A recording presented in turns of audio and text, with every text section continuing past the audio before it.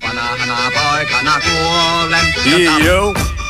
Jos sä oot niinku sä, tai jos sä oot niinku mä, eli Jannu, joka digaa hengaa himas ja ottaa lungiva, niin kohti tahistaa hengaa tollasen kumminkaan, joka vaan jumittaa eikä tee mitään duunikaa. Sä kuuntelet aikas, sit sä alat sumplimaan ja suunnittelemaan ja ideoimaan hommia. Sit kun kaikki natsaa ja syntyy jotain pommia, on paljon töitä ja asioita, joita pitää hoitaa, niin sit ahistaa ku että kaskaa kotona ehkä ei se sama poika, jonka kanssa se alkoi olemaan. Ja se luuli koko ajan, että te molemmat piditte tän suhdet niinku tärkeimpänä asiana. Nyt sun työ on sulle ykkönen ja vie sun kaiken ja näin se jatkuu kai aina vaan. Ja nyt mä voin kertoa, ettei kanne olla ainakaan kova tai pehmeä tai laiha tai lihava tai tyly tai ihana tai raitis tai pihalla. Kauan sitten tytöille jo vesi tuli kielle, mut äiti mulle takonunna neuvot oli mieleen, jotta naisi ja poikani väistä. Ne on joukkova hurjaa väistä.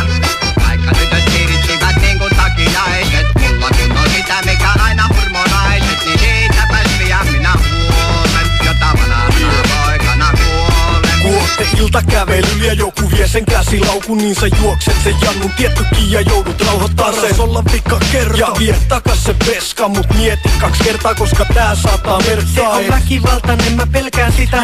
Jaada, mut muista myös se, et sitten taas toisaalta, jos et tee yhtään mitään ja vastondat tumput suorina, niin et on mies tai mikään, kun et puolusta sen kunniaa.